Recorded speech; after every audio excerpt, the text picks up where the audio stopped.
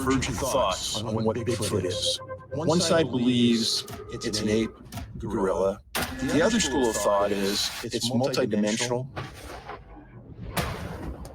There's a physical and a non-physical aspect to it.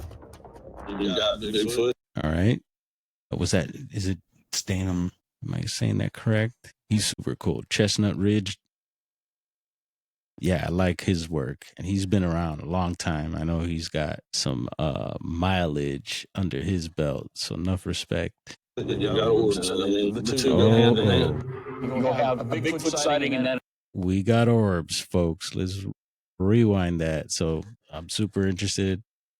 I talk a lot about the orbs and in the recent tent situation with the light shining and everything. Oh man, it's really got me thinking. I haven't stopped thinking about that.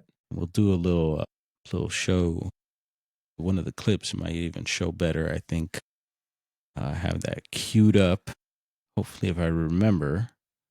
Yeah, let's rewind that a little. there's a physical and a non-physical aspect to it.